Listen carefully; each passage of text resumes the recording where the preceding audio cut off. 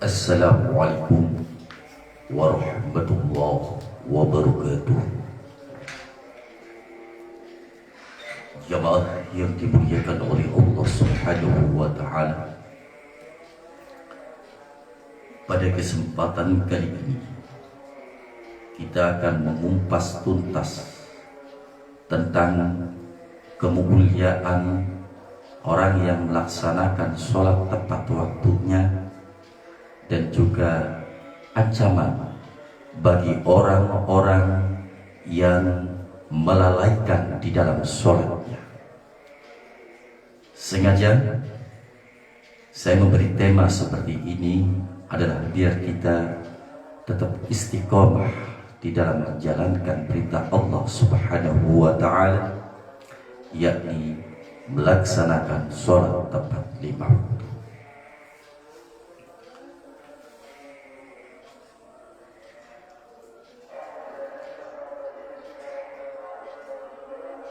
Qala ba'duhum warada fi hadis man hafadha ala sholati akramallahu bi khamsin khisalin yarfa'u anhu dayqul aisi wa adhabul qabri wa yu'tiyallahu kitabahu biyaminihi wa yamurru ala sirati kal barki wa yadkhulul jannata bighairi hisabin.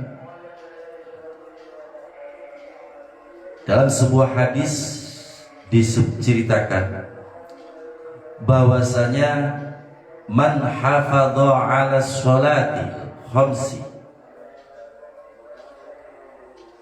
barang siapa yang menjaga sholatnya, akramahullahu bi khamsin khisalin, maka Allah Subhanahu wa Ta'ala akan memuliakan dengan 5 perkara.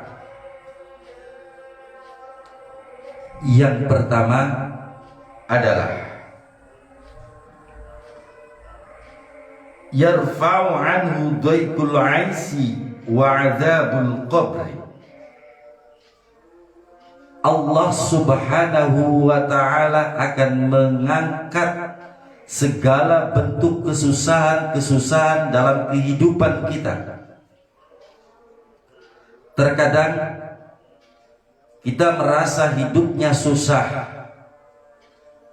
padahal kalau kita sholatnya tepat waktunya, mampu menjaga sholatnya, maka Allah Subhanahu wa Ta'ala akan mengangkat segala bentuk kesusahan-kesusahan dalam kehidupan kita.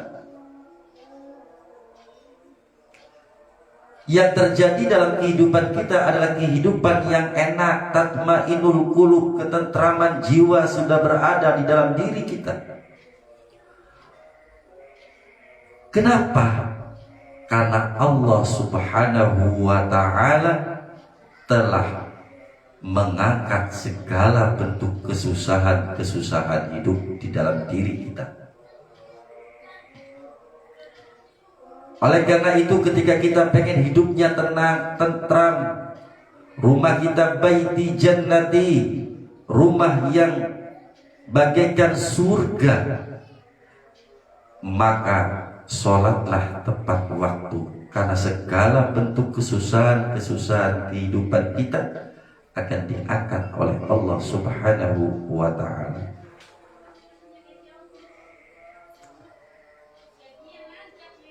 Allah Subhanahu wa Ta'ala akan mengangkat derajat kita, derajat kehidupan kita, manakala kita mampu menjaga sholat 5 waktu kita.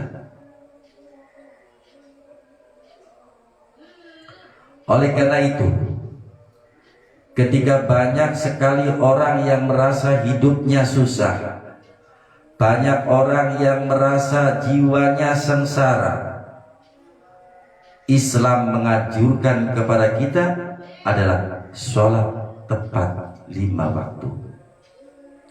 Malahan Allah Subhanahu wa Ta'ala telah berfirman, wasta'inu bis-sabri was-salat wa innaha lakabiratun illa 'alal khashi'in.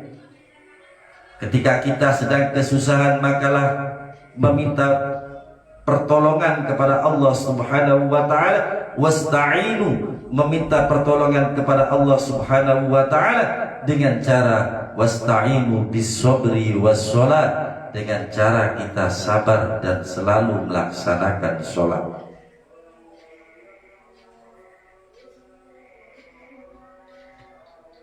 Jadi ketika masalah sedang berada dalam diri kita, maka Islam menganjurkan kepada kita untuk melaksanakan sholat, memperbanyak ibadah sholat. Sholat 100 rakaat. Imam Ali Zainal Abidin, seorang cicit Rasulullah Sallallahu Alaihi Wasallam yang diselamatkan oleh Allah Subhanahu Wa Taala di dalam peperangan Karbala, sehari semalam mampu melaksanakan sholat 1000 rakaat. Karena dengan sholatlah sebenarnya kunci kesuksesan kehidupan kita di dunia dan di akhirat. Sholatlah yang mampu menjadikan diri kita sukses. Ketika kita pengen karir kita diangkat oleh Allah Subhanahu wa taala, bangun di tengah malam melaksanakan sholat tahajud. Segala bentuk apapun yang menjadi permasalahan dalam kehidupan kita akan terselesaikan manakala kita rajin melaksanakan sholat. Rezeki kita pengen dicukupi oleh Allah Subhanahu wa ta'ala, maka Islam menganjurkan kepada kita semua adalah untuk melaksanakan sholat tepat 5 waktu.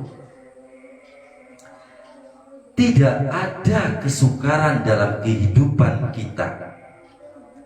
Tidak ada kesusahan dalam kehidupan kita. Tidak ada keresahan dalam hidup kita. Kenapa? Karena Allah Subhanahu wa ta'ala telah mengangkat segala bentuk daikul ma'as, segala bentuk daikul aisi, segala bentuk kesusahan-kesusahan di dalam kehidupan kita semuanya. Wa'adzabul qabri, tidak hanya kesusahan dalam kehidupan kita saja yang diangkat oleh Allah Subhanahu wa ta'ala, tapi siksa kubur bagi orang-orang yang tepat melaksanakan sholat 5 waktu. Terkadang kita menyadari bahwasanya setelah kehidupan kita di dunia, kita akan dikubur. Ketika di dalam kubur ada 2 pilihan, ada siksa kubur, ada nikmat kubur. Dan siksa kubur bagi orang-orang yang melaksanakan sholatnya tepat 5 waktu akan diangkat oleh Allah Subhanahu wa ta'ala, yang ada hanyalah kenikmatan-kenikmatan yang berada di dalam kuburnya. Sehingga ketika beliau, orang yang melaksanakan sholat ini, berada di dalam kubur, maka terasa sebentar saja, karena yang diperoleh di dalam kuburannya adalah nikmat kubur. Yang ketiga,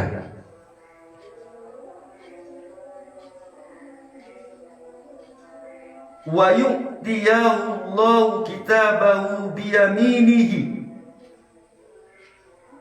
Allah akan memberikan buku catatan amal kita di dunia dengan menggunakan tangan kanan. Sebagaimana kita ketahui, berbagai macam watak orang ketika menerima amal catatannya. Ada yang menerima dengan punggungnya, ada yang menerima dengan tangan kirinya, ada yang menerima dengan tangan kanannya. Jaminan orang-orang yang menerima buku catatan amal oleh Allah Subhanahu wa ta'ala dengan tangan kanan adalah orang yang melaksanakan sholat tepat 5 waktu.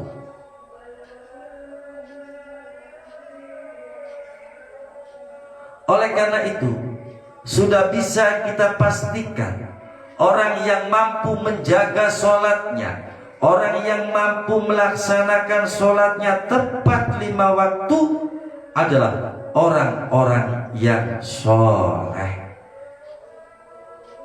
Orang-orang yang soleh. Kenapa? Karena janji Allah Subhanahu wa ta'ala akan memberikan buku catatan amal kepada orang-orang yang soleh.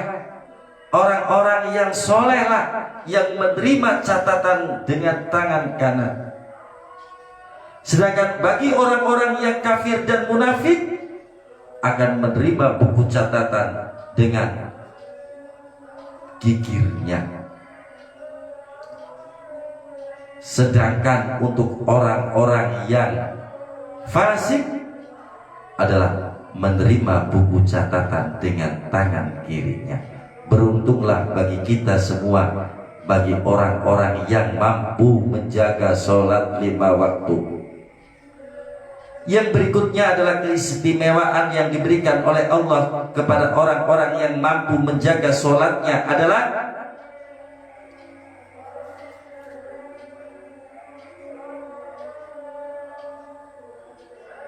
wa yamuru ala sirati kalbar, lewat di siratul mustaqim sebagaimana kilat. Sebagaimana kita ketahui dan kita yakini, setelah kita menerima catatan kita, buku catatan kita, kita akan melewati sebuah jalan. Ibaratnya adalah rambut satu dibelah menjadi 7.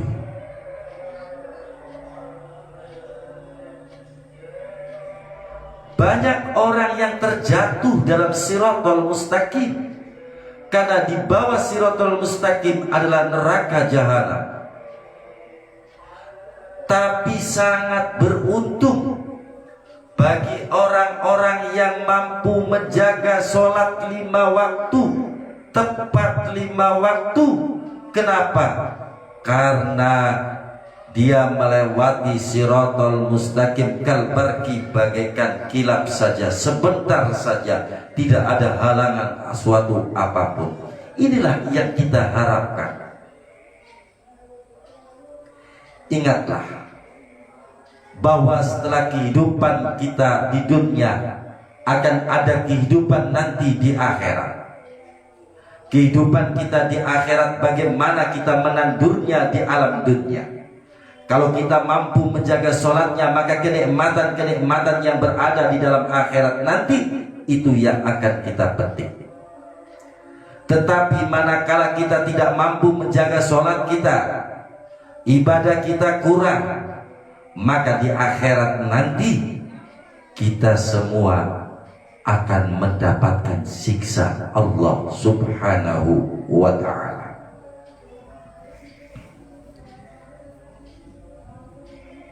Yang terakhir, wa yadkhulul jannata bighairi hisabin. Jaminan bagi orang-orang yang melaksanakan sholat tepat 5 waktu adalah dimasukkan ke dalam surga Allah tanpa dengan hisab, tanpa dihisab oleh Allah Subhanahu wa ta'ala. Sebagaimana keyakinan kita bahwa dalam kehidupan nanti di akhirat ada sebuah mizan, ada sebuah timbangan amal kita. Apakah kita termasuk orang-orang yang sa'id? Apakah kita termasuk orang-orang yang beruntung? Ataukah kita termasuk orang yang buntung? Apakah kita termasuk orang-orang yang bahagia? Ataukah kita termasuk orang yang celaka?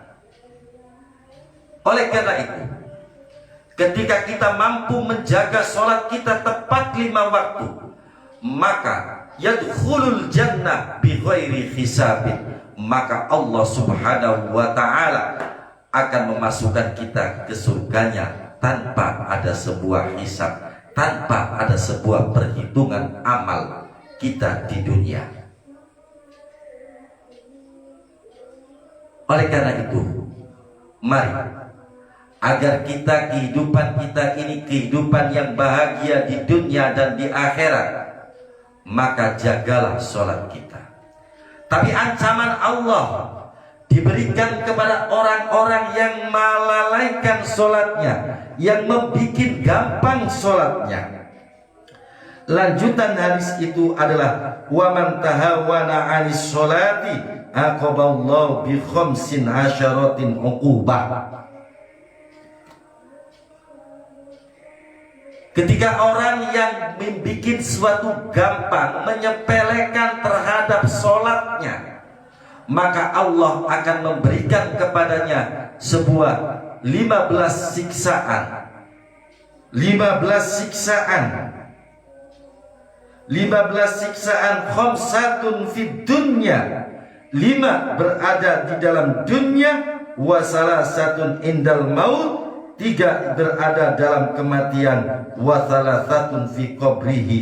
3 berada di dalam kuburnya, wa salasatun inda khurujihi minal qabri. Dan kemudian 3 berada ketika sudah keluar dari alam kubur. Fa'ammal liwatu fid dunya fal awwalu yanza'ul barakah min umrihi. Yang pertama, siksa Allah yang berikan kepada orang-orang yang melalaikan sholatnya. Malah di dalam Al-Quran Allah subhanahu wa ta'ala berfirman, fawailul lil musallin alladzina hum an sholatihim sahun. Neraka wen diberikan kepada orang-orang yang menyepelekan di dalam masalah sholatnya.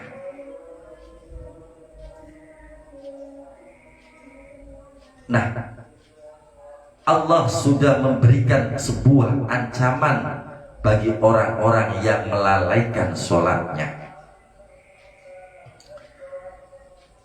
Khamsatun fid dunya. Orang yang melalaikan sholatnya, maka di dalam dunia akan diberi sebuah siksaan. Pertama, yang za'ul barokah min umrihi. Di dalam umurnya tidak ada barokah. Di dalam umurnya tidak ada keberkahan. Yang terjadi adalah sebuah keresahan hidup. Kenapa hidupnya tidak berkah? Karena dia melalaikan sholatnya. Kenapa sifat hasud masih ada di dalam dirinya? Karena dia melalaikan sholatnya. Kenapa dan kenapa dan kenapa? Karena barokah umurnya tidak ada. Oleh karena itu kita meminta kepada Allah subhanahu wa ta'ala supaya Allah memberikan di dalam kehidupan kita umur yang barokah. Umur yang barokah, al-birkatu ziyadat al-barokah, al-barokatu ziyadatul khair. Yang namanya barokah itu tambahnya sebuah kebaikan, baik kepada manusia, baik kepada Allah subhanahu wa ta'ala. Sedangkan orang yang umurnya tidak ada keberkahan dalam kehidupannya, maka akan menyangka jelek kepada orang lain. Tidak menyangka jelek kepada orang lain, kepada Allah pun dia menyangka yang tidak-tidak. Kenapa? Umurnya tidak ada keberkahan. Kenapa tidak ada keberkahan dalam kehidupannya?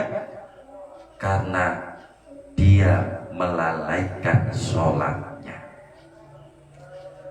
Oleh karena itu, kunci keberkahan kehidupan kita di alam dunia adalah ternyata kita mampu menjaga sholat kita. Kita jaga sholat 5 waktu dalam kehidupan kita, agar kehidupan kita adalah kehidupan yang barokah. Barokah adalah ziyadatul khair, tambahnya kebaikan di dalam diri kita, baik kepada Allah subhanahu wa ta'ala baik sesama manusia. Tidak ada suudon, tidak ada prasangka jelek kepada orang lain. Kemudian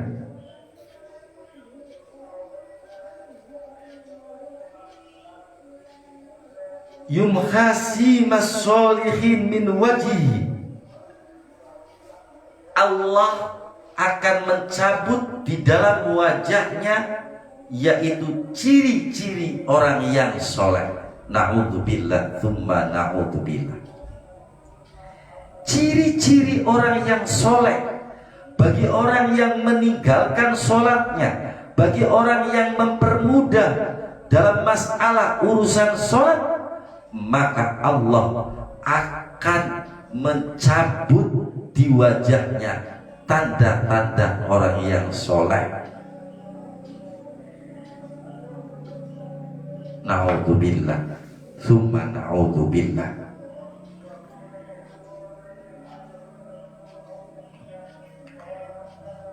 Wasalisu kullu amalin ya'maluhu la ya'jaruhu Allahu alaihi. Setiap amal yang ia lakukan di dunia, Allah tidak memberikan pahala. Kebaikan-kebaikan yang ia lakukan di dunia akan terasa hampa, karena Allah tidak menghitung segala kebaikan-kebaikan yang ia lakukan.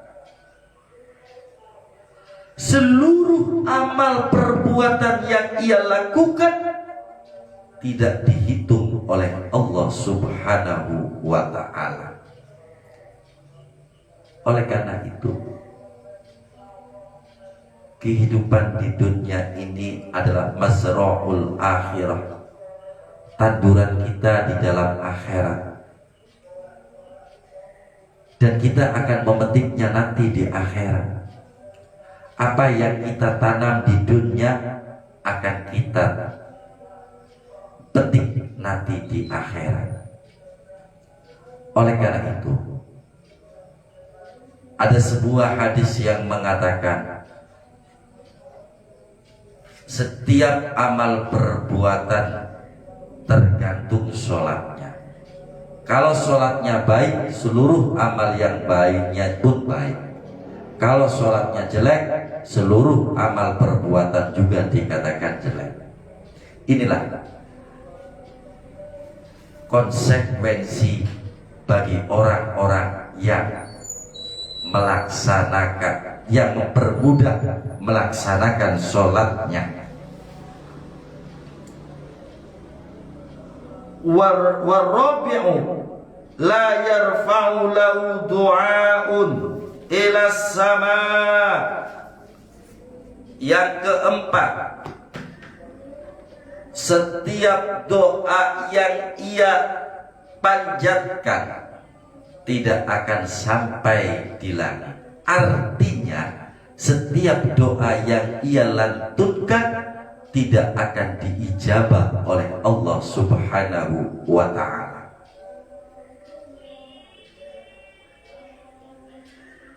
Setiap doa yang ia panjatkan tidak akan diijabah oleh Allah Subhanahu wa ta'ala. Kenapa tidak diijabah oleh Allah Subhanahu wa ta'ala? Karena dia membuat mudah tentang masalah urusan sholat. Dia melalaikan sholat, dia terlalu menyepelekan tentang masalah sholat. Oleh karena itu, ketika kita sholat kita, ketika doa kita pengen diijabah oleh Allah Subhanahu wa ta'ala, maka gampang. Islam telah menganjurkan kepada kita semua agar kita sholat tepat 5 waktu. Tepat 5 waktulah yang mengijabah seluruh doa-doa kita. Kalau Allah belum berijabah kita di dunia, maka Allah akan mengijabah doa-doa kita nanti di akhirat. Allah akan mengijabah doa-doa kita Kenapa diijabah doa-doa kita? Karena sudah jaminan. Orang-orang yang melaksanakan sholat tepat 5 waktu, maka sholatnya akan doanya akan diijabah oleh Allah Subhanahu wa ta'ala. Kalau belum diijabah sekarang, mungkin sama anak cucunya.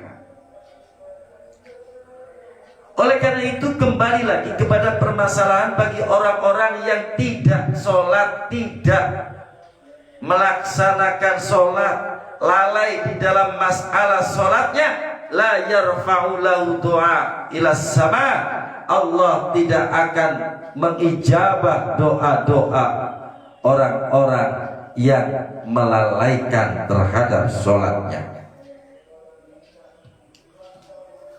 Wal khamisatu laisa khattun fi du'a'is sholihin.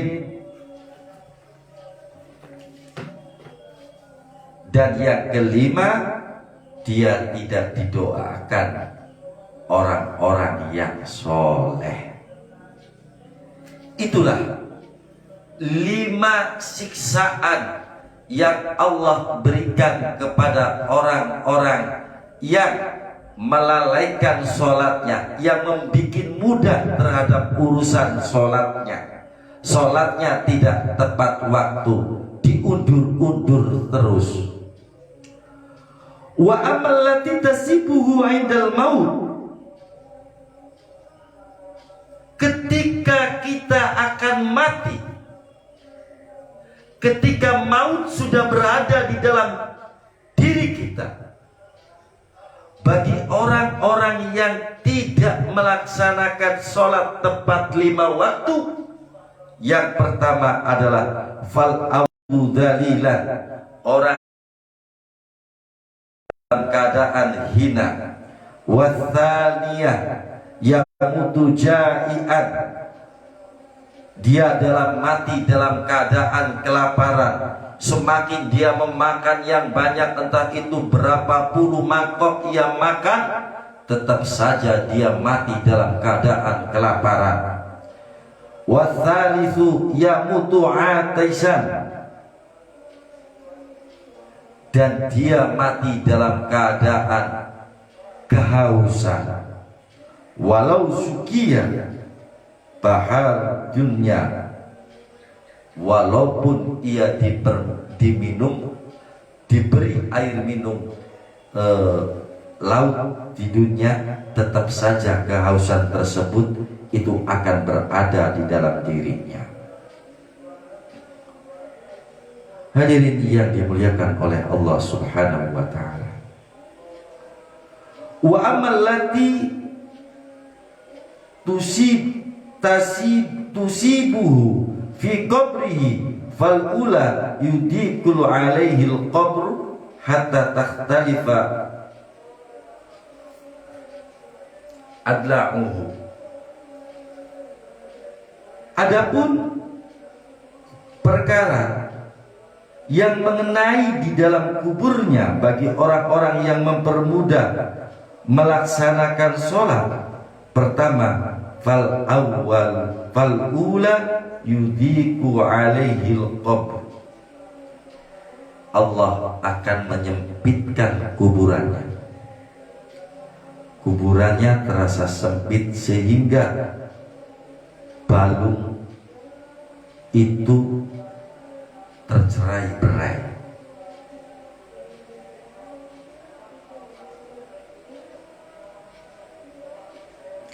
Wasani yuqadu alaihi al-qabru naran yataqallabu 'alal jamari lailan wa naharan.